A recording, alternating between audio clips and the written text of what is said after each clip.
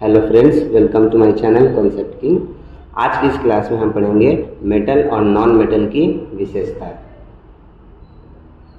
पिछली क्लास में हमने डिस्कस किया था कि जितने भी चट्टान होते हैं, रॉक्स होते हैं, वो सभी मिनरल्स के थ्रू मिलकर के बने होते हैं। और जितने भी मिनरल्स पदार्थ होते हैं, जितने भी मैटर होते हैं, वो सभी जो है वो तत्वों के थ्रू मिलकर के बने होते हैं, एलिमेंट्स के थ्रू मिलकर के बने होते हैं। वैज्ञानिकों के द्वारा इस पृथ्वी पर जितने भी पदार्थ है, इट मीन्स ये पूरा जितने भी हमारा यूनिवर्स है, वो टोटल 118 एलिमेंट से अभी तक की ज्ञात 118 तत्वों से ही मिलकर के बने हैं। और उन सभी 118 तत्वों को हम आगे 3 हिस्सों में डिवाइड कर सकते हैं, जिन्हें हम कहते हैं metal, non metal and metalloids. जितने भी 118 तत्व हैं, इन सभी 118 तत्वों से ही हमारे पृथ्वी में जितने भी मैटर्स मौजूद है, पदार्थ है, जितने भी खनिज पदार्थ है, वो सब इन्हीं 118 तत्वों से मिलकर के बने हैं। और उस 118 तत्वों में से कुछ मेटल्स है, कुछ धातुएं, कुछ अधातुएं हैं और कुछ उपधातुएं हैं। तो उन्हीं धातु, उपधातु और अधातुओं में हम आज उनकी विशेषताएं पढ़ेंगे। जैसे बहुत सारे हमारे यहाँ पर मेटल्स मौजूद है, जैसे कुछ लिथियम है, सोडियम, कैल्शियम, ये सभी एग्जाम्पल है। मैग्नीशियम, आयरन, बिस्मिथ, कॉपर, ये सभी मेटल्स के एग्जाम्पल है। ये सभी जितने भी मैंने यहाँ पे लिखे हैं, ये सभी धातु है। और कुछ अधातु जैसे आयोडीन जिनका यूज हम नमक में करते हैं, bromine, helium, neon, sulphur, phosphorus, ये सभी जितने भी है, ये सभी अधातु के उदाहरण हैं। और उपधातु में आ जाएंगे हमारे आर्सेनिक, टेलुरियम, एंटीमनी, पोलोनियम, ये सभी जितने भी, ये सभी हमारे उपधातु हैं। तो हम पढ़ेंगे आज physical properties of metal and non metal. धातु और अधातु के जो भौतिक गुण है, भौतिक गुण मतलब क्या होता है? Physical properties. Physical properties means appearance. ये बाहर से कैसे दिख, मतलब अगर मैं 118 तत्वों को रख दूं, तो उन 118 तत्वों में से हम कैसे डिसाइड करेंगे कि ये मेटल है और नॉन मेटल है? तो उनके हम फिजिकल प्रॉपर्टी यानी कि बाहरी, यानी कि हम बाहर से ही देख करके उनको हम अंदाज़ा लगा सकते हैं कि ये मेटल एंड नॉन मेटल है। तो इट मीन्स ये क्या है? फिजिकल अपीयरेंस है, इसलिए इसको हम कहते हैं फिजिकल प्रॉपर्टीज। फिजिकल अपीयरेंस मतलब ये बाहर से कैसे दिखने में लगते हैं, उन्हीं को देख करके हम पता लगा सकते हैं कि ये धातु और अधातु है। जिनमें से इनकी जो पहला जो प्रॉपर्टी है वो solid state eight normal temperature, यानी कि रूम टेम्परेचर। जितने भी धातु होते हैं, वे सभी क्या होते हैं? सॉलिड स्टेट में पाए जाते हैं, यानी कि ठोस अवस्था में पाए जाते हैं। हम जानते हैं कि पदार्थ की 3 अवस्था होती है। जितने भी इस पृथ्वी पे पदार्थ है वो 3 अवस्था में रहते हैं। कोई पदार्थ ठोस अवस्था में रहता है, कोई पदार्थ गैस अवस्था में रहता है, कोई पदार्थ जल अवस्था। यानी कि इस पृथ्वी में जितने भी पदार्थ है उन सबकी 3 अवस्थाएं हैं। जैसे कि पानी क्या है? एक लिक्विड स्टेट है। पानी को हम सॉलिड स्टेट में भी कन्वर्ट कर सकते हैं, बर्फ़ के रूप में भी हम उसे रख सकते हैं, और पानी को हम गैस के रूप में भी, यानी कि जल वाष्प के रूप में भी हम उसे बदला जा सकता है। इसका मतलब पदार्थ की 3 अवस्थाएं होती है। तो जितने भी धातु होते हैं जो पृथ्वी पर पाए जाते हैं, वो अधिकतर सॉलिड स्टेट में पाए जाते हैं, यानी कि वो ठोस अवस्था में रहते हैं, यानी नॉर्मल टेम्परेचर। नॉर्मल टेम्परेचर मतलब जो नॉर्मल टेम्परेचर हमारा रहता है, उस अवस्था में जितने भी मेटल्स होते हैं वो सॉलिड स्टेट में पाए जाते हैं। मगर कुछ ऐसे धातु है जो धातु है मगर वो सॉलिड स्टेट में ना होकर लिक्विड स्टेट में पाए जाते हैं। ये क्या है? एक एक्सेप्शनल केस है, ठीक है। इन्हें हम अपवाद मानते हैं, यानी कि कुछ धातु हम जानते हैं कि जितने भी धातु होते हैं वो नॉर्मल टेम्परेचर में ठोस अवस्था में पाए जाते हैं, वो अधिकतर ठोस अवस्था में ही रहते हैं। जैसे आयरन, कॉपर, सिल्वर, गोल्ड, ये सभी क्या है? इन सबको हम ठोस अवस्था में देखेंगे। मगर कुछ धातु ऐसे हैं जो नॉर्मल टेम्परेचर में ठोस अवस्था में नहीं बल्कि लिक्विड स्टेट में पाए जाते हैं। जैसे कि मरकरी हमारा एक ऐसा धातु है जो नॉर्मल टेम्परेचर में लिक्विड स्टेट में पाया जाता है, जिसे हम हिंदी में पारा कहते हैं। तो जितने भी धातु होते हैं वो ठोस अवस्था में पाए जाते हैं, मगर कुछ धातु ऐसे हैं जो लिक्विड स्टेट में पाए जाते हैं, जैसे कि पारा।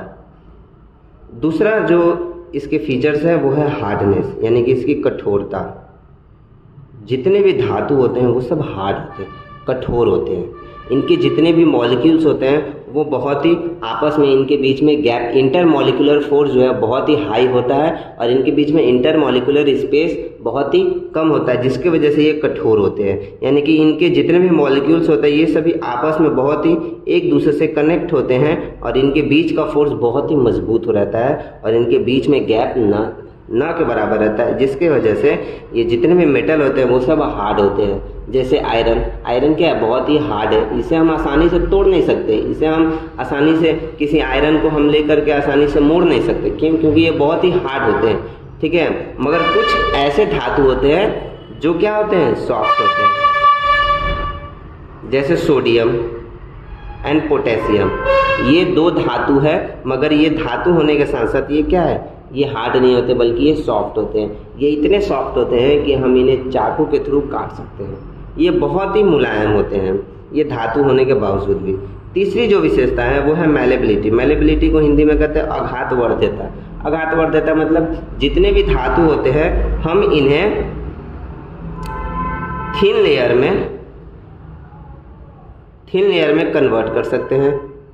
थिन लेयर मतलब पतली चादर के रूप में, यानी कि जितने भी धातु होते हैं हम उन्हें क्या कर सकते हैं, पतली चादर के रूप में हम इन्हें कन्वर्ट कर सकते हैं। इसे हम पीट कर इसे हम बहुत ही पतला कर सकते हैं।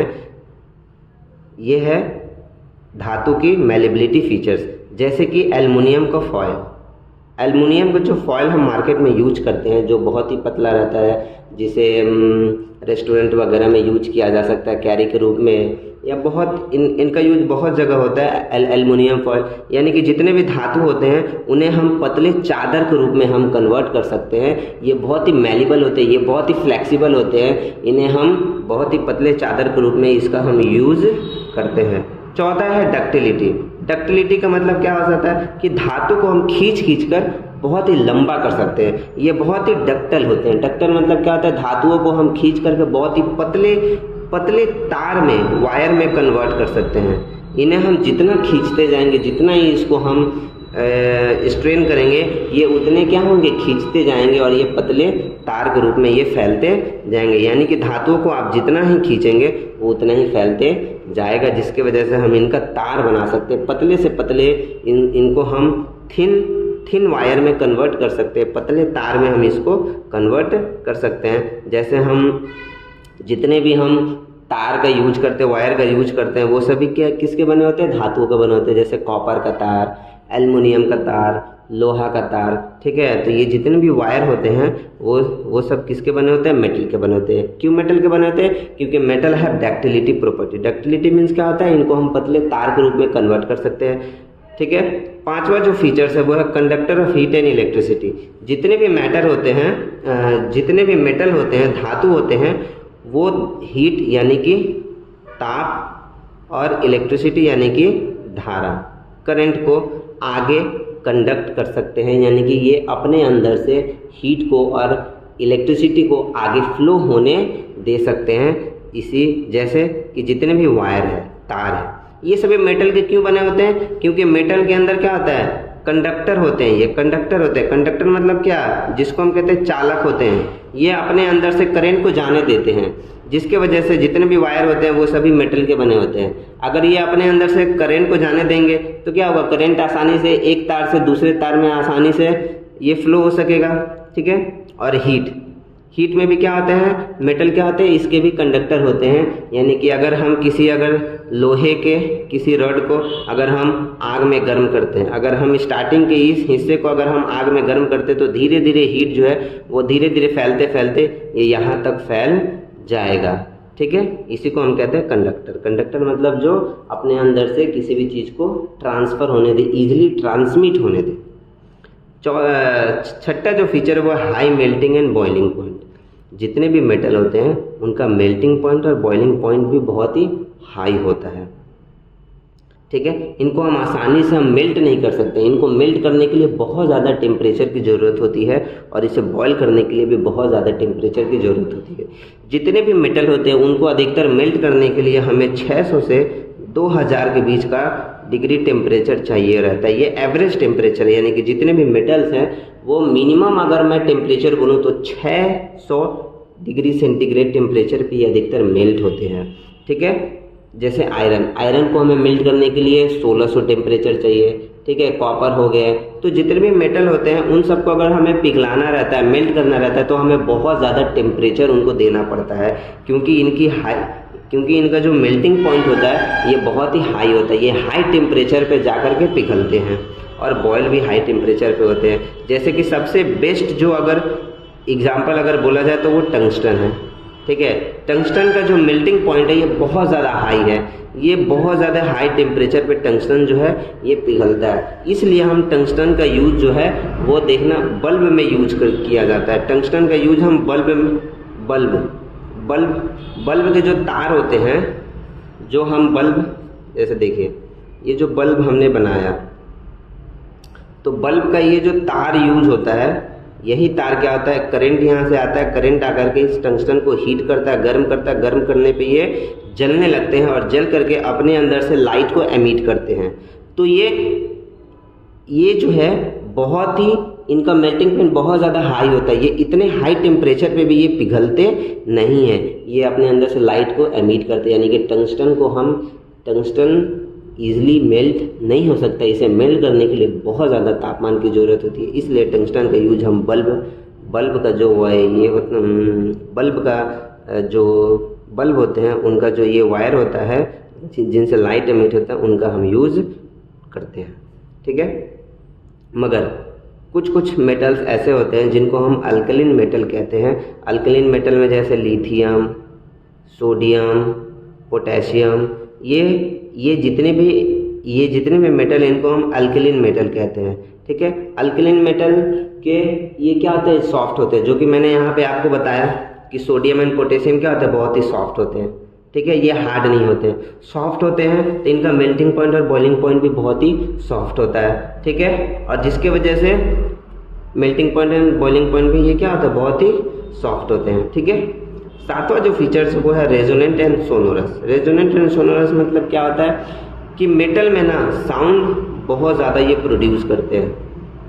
साउंड प्रोड्यूस करने की इनकी एबिलिटी बहुत ही ज़्यादा हाई होती है। एक मेटल को अगर दूसरे मेटल से अगर किसी मेटल को अगर तुम हीट करते हैं, अगर किसी मेटल को हम अगर किसी चीज़ से हीट करते हैं, उसे पीटते हैं, तो उनमें से बहुत ही ज़्यादा साउंड प्रोड्यूस होता है। इसलिए जितने भी हम स्कूल के जितने भी बेल वगैरह होते हैं, घंटी होती है स्कूल में, जितनी भी घंटियाँ होती है, चाहे मंदिरों की घंटियाँ, चाहे बेल हो गए, स्कूल के जो घंटियाँ होते हैं, बेल होते हैं, उन सब में हम किसका यूज करते हैं, मेटल का यूज करते हैं, क्योंकि इनके अंदर बहुत ज़्यादा साउंड प्रोड्यूस करने की कैपेबिलिटी होती है। इसको अगर किसी हम पदार्थ से पीटते हैं तो ये बहुत ही ज़्यादा साउंड प्रोड्यूस करते हैं, जबकि नॉन मेटल उतने ज़्यादा साउंड प्रोड्यूस नहीं करते हैं।